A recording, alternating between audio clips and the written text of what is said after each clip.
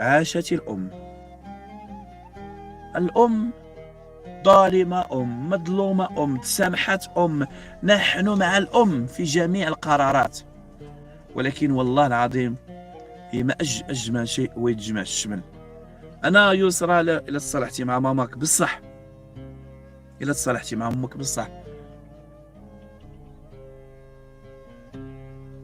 والله العظيم ما تتعيشي السعادة. وهذيك الأحلام اللي كنت تفكر فيهم كلهم غادي يتحققوا لك.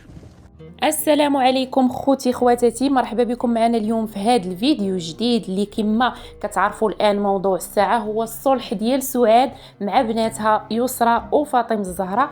وهذا الخبر اللي تعلن عليه اليوم في اليوتيوب وانتشر كالنار في الهشيم بين مؤيد ومعارض. كاينين الناس الاغلبيه ما بغاوش الصلح لا من طرفي المتابعين، لا من طرف ديال الام ولا من طرف ديال البنت، وكذلك أصحاب قنوات اللي كانوا كيساندوا الأم. الناس ما اعترضوش على الصلح كصلح ما بين أم وبناتها، ولكن اعترضوا على التنازل اللي غادي يدار أو التنازلات اللي غادي تكون لا السريعة ولا البكريشة والإفلات من العقاب. فكما كان الحال فسعاد كتبقى أم، والأم كتقدم بزاف ديال التنازلات والتضحيات مع وليداتها.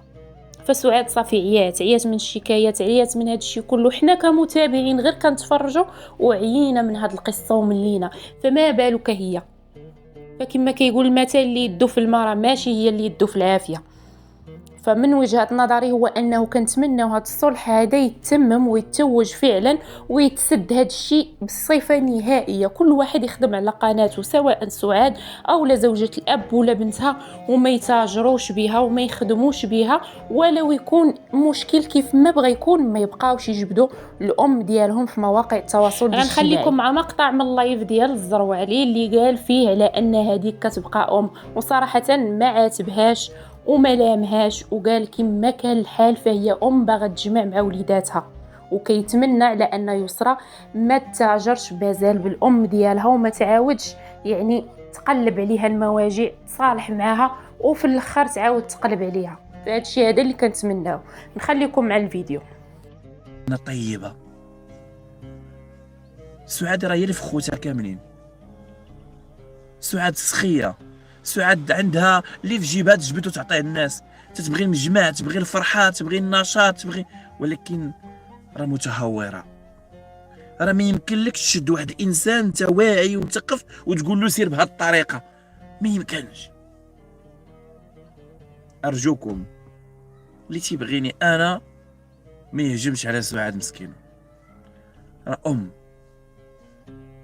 راه تبقى حس براسك انتي راه ما يمكن لك، عمرك ما تقدر تتحكم في القلب ديال الام.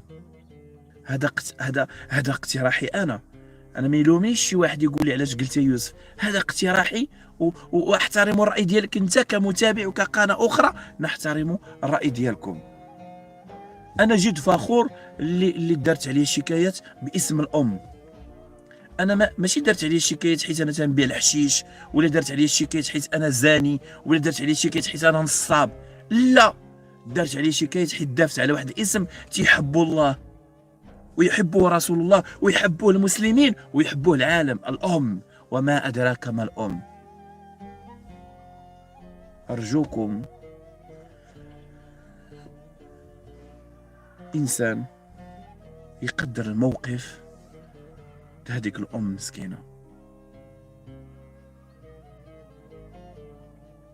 قدر موقف ديال الام.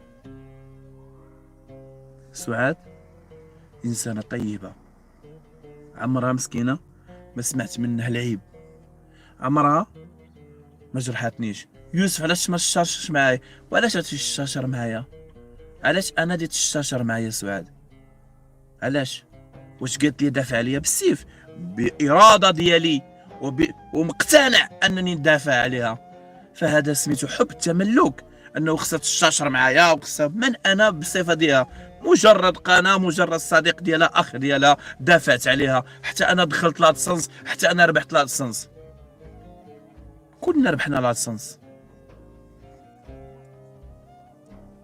كنا اليوم خصنا نكونوا في جنبها. اليوم تيبانوا القنوات واش بصح تيبغيو هاد سعاد. اذا سعاد ملي كانت تبكي سعاد، ولكن لما انه قالت مسكينه بغات تصالح لا نضربوا فيها، لا ما نضربش فيها، اقسم بالله انني معاها، ولكن نقول لها حذار يا سعاد يطيحوك في فخ. نعم الصلح، وانا مستعد قدام 3400 اقسم بالله تنجيب لكم احسن كادو، واي فيديو درتو على يسرى نمحيه، ولكن لا اعتذر لانني على حق. يسرى خاصة تعرفي بانه الحياة بلا والدين ماشي حياة، وانا حاس بك يسرى تتعيش واحد الحياة معذبة. انا جامي نتخلى على سعاد، وانا ديما مع سعاد،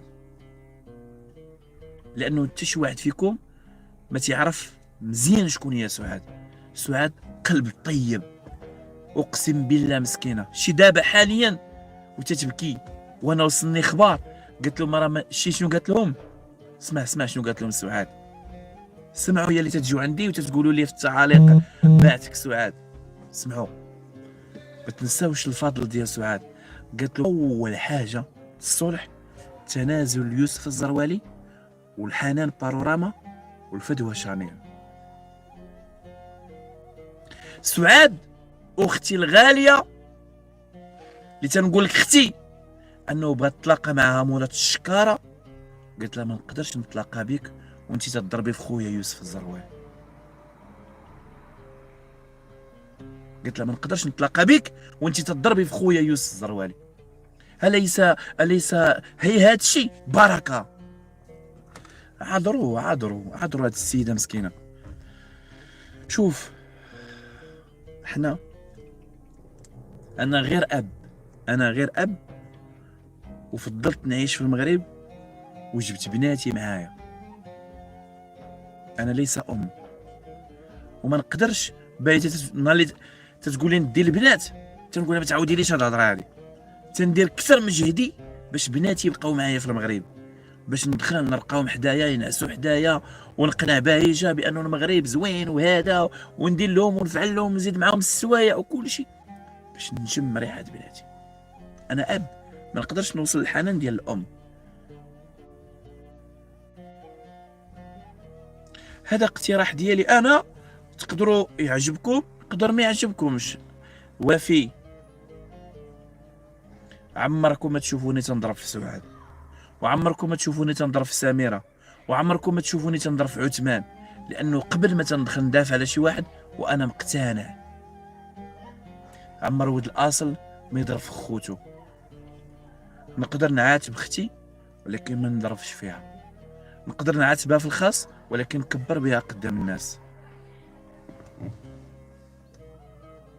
انا خايف على سعاد ما نكذبش عليك، لانه ما نقدرش ندخل القلب ديال لبنى الاطرش ونقدر نقول لكم هذه مؤامره، لانه الله سبحانه وتعالى حتى واحد ما تعرف شنو في قلب الاخر الا الله. نقدر نقول يسرى شدتها الحنان على الام ديالها، نقدر نقول لك فاطمه الزهراء هذيك بحال بنتي الصغيره تنبغيها. انا فاطمه الزهراء عزيزه عليا، ما عمري نضرب فيها. حتى يسرى ما تنكرهاش، انا يسرى نلقاها في الزنقه شي واحد تيتعدى عليها ندافع عليه. انا اختلف مع يسرى والله ما تنكرهها على هذاك الشيء اللي دارت مع ام ديالها.